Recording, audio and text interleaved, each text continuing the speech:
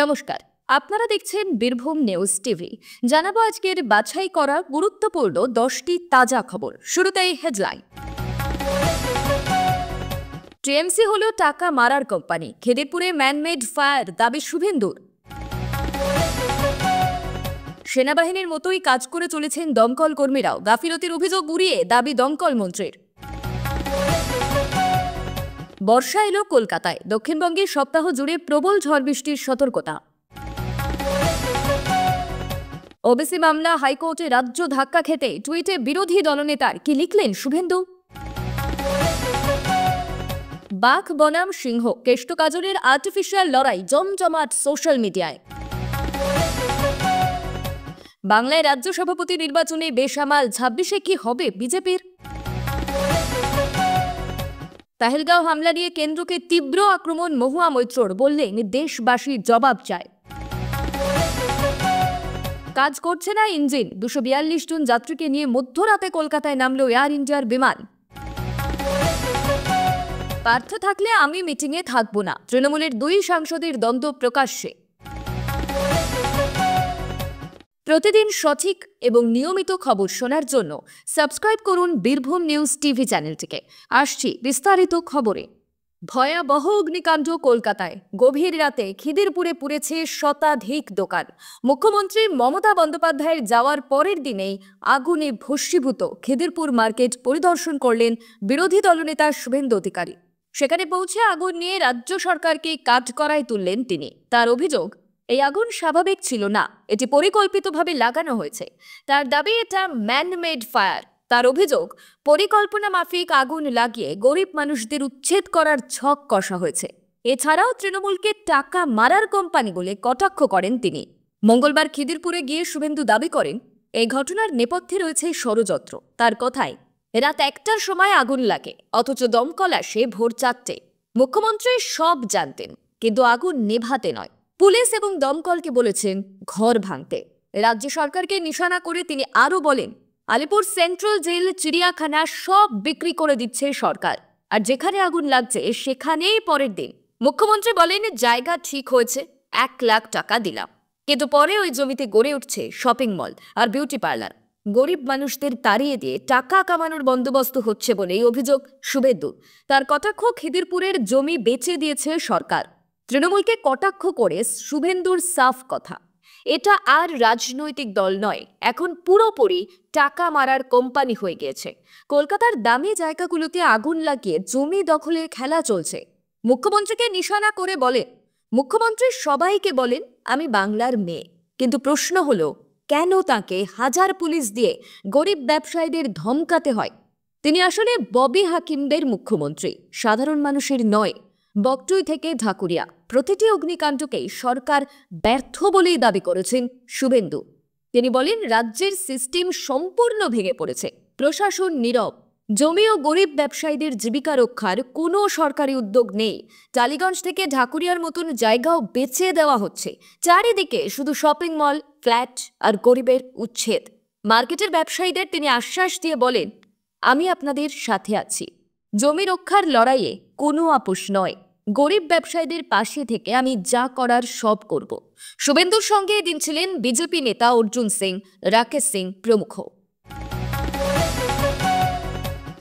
এখনো রাজ্য সভাপতি ঘোষণা করতে পারল না বিজেপি, কবে হবে কেউ বলতে পারছে না। কেউ কেউ মনে করছে সুকান্ত মজুমদারি সভাপতি পদে থেকে যেতে পারেন। এমন অবস্থায় বেসামাল বিজেপির কর্মীরা। বহু গোষ্ঠীতে বিভক্ত বিজেপির কর্মীরা কার হয়ে কাজ করবে বুঝে উঠতে পারছেন না। কারণ নেতা না বললে জেলায় জেলায় তার কর্মীরা মাঠে নামেন না। এর ফলে রাজ্যের অনেক নেতা প্রমাদ গুনছেন কি হবে 26-এর ভোটে। বহু নাম নিয়ে আলোচনা হয় বিজেপির রাজ্য সভাপতি নিয়ে, কিন্তু কেন্দ্রীয় নেতৃত্ব, আরএসএস এবং রাজ্যের নেতারা সহমত হতে পারেনি একটা নাম নিয়ে। ফলে পুরোটাই ঝুলে রয়েছে। সামনের বছর এই সময় ভোট হয়ে গিয়েছে, তাই হিসাব করলে বাকি 10 থেকে 11 মাস। এখনও বিজেপি অফিসের মধ্যে এক গোষ্ঠী অপর গোষ্ঠীর বিরুদ্ধে বিক্ষোভ করছে, পোস্টার পড়ছে, মারামারিও চলছে। এই অবস্থায় ঐক্যবদ্ধ বিজেপিকে পথে নামাতে কালঘাম ছুটে যাচ্ছে কেন্দ্রীয় নেতাদের। বহু বৈঠকে কর্মীরা কেন্দ্রীয় পর্যবেক্ষককে প্রশ্ন করেছেন সভাপতি কে হবে, উত্তর মেলেনি। তাই কর্মীরা বিচ্ছিন্ন। 26-এর ভোট লড়বে কিভাবে, দলের মধ্যে উঠছে প্রশ্ন। সম্প্রতি বিধ্বংসী অগ্নিকাণ্ডের ঘটনা ঘটেছে খিদিরপুরের অরফানগঞ্জ মার্কেটে। আগুনের লেলিহান শিখা গ্রাস করে ফেলেছে প্রায় 1300 দোকানকে। এমন পরিস্থিতিতে দোকান হারিয়ে ক্ষতিগ্রস্ত হয়েছে বহু ব্যবসায়ী। এখনও সেখানের কোনো জায়গায় অল্প হলেও আগুন জ্বলছে। ইতিমধ্যে ফরেনসিক টিম ওই এলাকায় গিয়ে নমুনা সংগ্রহ করেছে বলেই জানা গিয়েছে। অভিযোগ, আগুন লাগার পরে খবর দেওয়া হলেও নির্দিষ্ট সময়ে দমকল বাহিনী এসে পৌঁছয়নি সেখানে। আগুন নেভানোর জন্য জলের যোগানও ছিল না। এই আবহে সমস্ত অভিযোগ কার্যত উড়িয়ে বিধানসভায় বিবৃতি দিলেন দমকল মন্ত্রী সুজিত বসু। সূত্রের খবর, মঙ্গলবার বিধানসভায় সমস্ত অভিযোগের জবাব দিয়ে সুজিত বসু দাবি করেছেন, দেশের সেনাবাহিনীরা যেভাবে কাজ করেন ঠিক একই রকমভাবে যুদ্ধকালীন পরিস্থিতিতে দমকল কর্মীরাও কাজ করে চলে। নিজেদের জীবনকে ঝুঁকি রেখে জীবনকে বাজি রেখে দমকল বাহিনী কাজ করে চলে। আগুন নেভানোর জন্য জল ছিল না, নির্দিষ্ট সময়ে দমকল বাহিনী পৌঁছয়নি, এমন অভিযোগগুলি একদমই ঠিক নয়। খবর আসার সঙ্গে সঙ্গে সেখানে দমকল কর্মীরা পৌঁছেছে। তারপরে যুদ্ধকালীন পরিস্থিতিতে আগুন নেভানোর কাজ চলে। গোটা পরিস্থিতি খতিয়ে দেখা হচ্ছে। সোমবার দুপুরে খিদিরপুর গিয়ে ব্যবসায়ীদের উদ্দেশ্যে মুখ্যমন্ত্রী বলে, সিলিন্ডারগুলোকে মাঝে মধ্যে পরীক্ষা করে দেখতে হবে। জীবনও তো চলে যেতে পারত। এসি মেশিনও দেখতে হবে। মার্কেট এখন সরাতে হবে, নতুন হবে। একটা জায়গা আমরা বেছে রেখেছিলাম অন্য একটা কাজে, সেখানেই আপাতত বাজার সরানো হোক। এখানকার ব্যবসায়ীরাই আপাতত ব্যবসা করবে। পাশাপাশি আগুনে যেসব দোকান সম্পূর্ণ পুড়ে ছাই হয়ে গিয়েছে তাদের ক্ষতিপূরণ স্বরূপ 1 লক্ষ টাকা করে দেওয়ার ঘোষণা করেছেন মুখ্যমন্ত্রী। অগ্নিকাণ্ডে আংশিক ক্ষতিগ্রস্ত দোকানদারদের 50,000 টাকা করে সাহায্য দেবে রাজ্য সরকার। অবশেষে দক্ষিণবঙ্গে ঢুকে পড়ল দক্ষিণ পশ্চিম মৌসুমি বায়ু। বর্ষা এলো কলকাতায়ও। আবহাওয়া দপ্তর সূত্রে খবর, মঙ্গলবার দক্ষিণবঙ্গে বৃষ্টির পরিমাণ উল্লেখযোগ্যভাবে বাড়বে। কারণ মৌসুমী অক্ষরেখা আজ বালুরঘাট পেরিয়ে পৌঁছে গিয়েছে পশ্চিমবঙ্গের অধিকাংশ অঞ্চল, ওড়িশার বিস্তীর্ণ এলাকা এবং ঝাড়খণ্ড এবং বিহারের কিছু অংশে। মৌসুমী বায়ুর সঙ্গে সঙ্গে উত্তর পশ্চিম বঙ্গোপসাগরে তৈরি ঘূর্ণাবর্ততে এখন নিম্নচাপে পরিণত হয়েছে। এই নিম্নচাপ বর্তমানে রয়েছে দক্ষিণ পশ্চিম বাংলাদেশ এবং সংলগ্ন গাঙ্গেয় পশ্চিমবঙ্গে। আগামী 24 ঘন্টায় এটি আরও শক্তিশালী হবে বলে পূর্বাভাস। এর প্রভাবে সক্রিয় হয়ে উঠেছে মৌসুমী অক্ষরেখা, যার জেরে রাজ্যের বিস্তীর্ণ অঞ্চলে ভারী থেকে অতি ভারী বৃষ্টির সম্ভাবনা তৈরি হয়েছে। আবহাওয়া দপ্তর জানিয়েছে, নিম্নচাপের প্রভাবে সমুদ্র উত্তাল থাকবে। উপকূলবর্তী এলাকা ও সমুদ্রপৃষ্ঠে 60 থেকে 65 কিমি বেগে দমকা ঝোড়ো হাওয়া বইতে পারে। তাই 20 জুন বৃহস্পতিবার সকাল পর্যন্ত বাংলা এবং ওড়িশার উপকূলে মৎস্যজীবীদের সমুদ্রে যেতে নিষেধ করা হয়েছে। আগামী 48 ঘন্টায় দক্ষিণবঙ্গে প্রবল বৃষ্টির সম্ভাবনা। কলকাতা সহ রাজ্যের প্রায় সব জেলাতেই ভারী থেকে অতি ভারী বৃষ্টির পূর্বাভাস দেওয়া হয়েছে। আজ মঙ্গলবারই 200 মিলিমিটার বা তার বেশি বৃষ্টি হতে পারে পূর্ব এবং পশ্চিম বর্ধমান, বীরভূম, মুর্শিদাবাদ, হুগলি এবং বাঁকুড়া জেলায়। পাশাপাশি কলকাতা, হাওড়া, হুগলি, দক্ষিণ ও উত্তর 24 পরগনা, পূর্ব পশ্চিম মেদিনীপুর, ঝাড়গ্রাম, পুরুলিয়া জেলাতেও ভারী বৃষ্টির সতর্কতা জারি হয়েছে। কিছু এলাকায় 30 থেকে 40 কিমি বেগে ঝোড়ো হাওয়ার সম্ভাবনা। বুধবার পর্যন্ত থাকবে অতি ভারী বৃষ্টির সতর্কতা। বৃহস্পতিবার কিছুটা কমলেও পুরুলিয়া, বাঁকুড়া, পশ্চিম মেদিনীপুর, ঝাড়গ্রাম, পূর্ব ও পশ্চিম বর্ধমান, বীরভূম এবং মুর্শিদাবাদে ভারী বৃষ্টির সম্ভাবনা রয়েছে। শুক্র ও শনিবার বৃষ্টির পরিমাণ কিছুটা কমবে, তবে বজ্রবিদ্যুৎ সহ হালকা থেকে মাঝারি বৃষ্টি চলবে। আবার রবিবার থেকে দক্ষিণ 24 পরগনা ও পূর্ব মেদিনীপুর সহ দক্ষিণবঙ্গের কয়েকটি জেলায় ভারী বৃষ্টি হতে পারে। উত্তরবঙ্গেও বজ্রবিদ্যুৎ সহ হালকা থেকে মাঝারি বৃষ্টির পূর্বাভাস।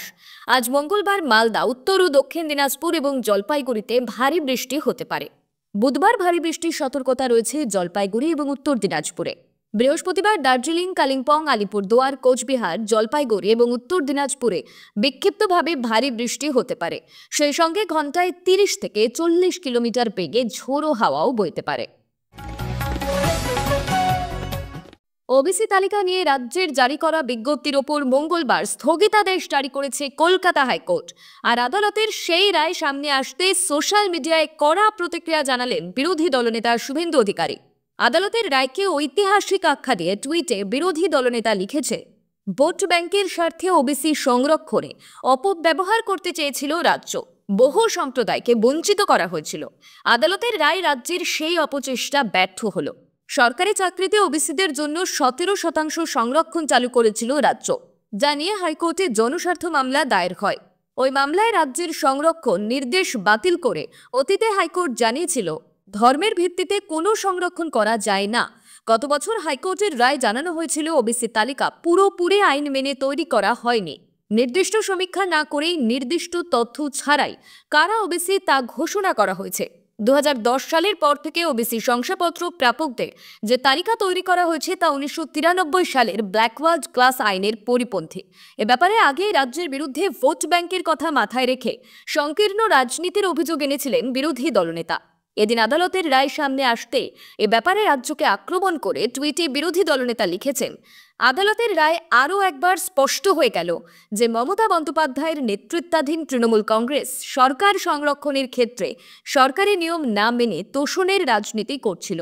তার অভিযোগ, তৃণমূলের আমলে বিশেষ একটি সম্প্রদায়ের লোকজনকে ওবিসির অন্তর্ভুক্ত করা হয়েছে। বীরভূম জেলার রাজনীতিতে তৃণমূলের দুই হেভিওয়েট নেতা অনুব্রত মণ্ডল এবং কাজল শেখের গোষ্ঠীদ্বন্দ্ব নতুন কিছু নয়। মাঠে ময়দানে ব্লকে বুথে দ্বন্দ্ব প্রকাশ্যে এসেছে বহুবার, আর এবার সেই লড়াই আরও রঙিন রূপে হাজির সোশ্যাল মিডিয়ায়, তাও আবার বাঘ ও সিংহের আর্টিফিশিয়াল লড়াইয়ের মাধ্যমে। তৃণমূলের প্রাক্তন জেলা সভাপতি অনুব্রত মণ্ডলকে তার অনুগামীরা দীর্ঘদিন ধরে বাঘ বলে আখ্যা দিয়ে এসেছেন। সম্প্রতি এক ভিডিও ভাইরাল হয়েছে যেখানে একটি বিশাল আকৃতির বাঘ এসে জড়িয়ে ধরছে অনুব্রত মণ্ডলকে। ভিডিওটি যে এআই বা আর্টিফিশিয়াল ইন্টেলিজেন্সের মাধ্যমে বানানো তা বলাই বাহুল্য। এবার পাল্টা জবাব এসেছে কাজল শেখের পক্ষ থেকেও। অনুগামীরা পোস্ট করেছেন আরেকটি এআই ভিডিও, যেখানে একটি রাজ সিংহ এসে জড়িয়ে ধরছে বর্তমান জেলা সভাপতিকে। সোশ্যাল মিডিয়ায় এই বাঘ বনাম সিংহের প্রতীকী লড়াই বেশ আলোড়ন ফেলেছে। পোস্ট, শেয়ার, কমেন্টে ছড়াচ্ছে দুই শিবিরের কথার লড়াই। তবে অনেকের মতে পুরনো এবং পরীক্ষিত নেতা অনুব্রত মণ্ডলের জনপ্রিয়তা এখনও ধরাছোঁয়ার বাইরে। তার অনুগামীদের সক্রিয়তা এবং সোশ্যাল মিডিয়ার দখল কিছুটা হলেও বেশি, এমনটাই মত রাজনৈতিক মহলের একাংশের।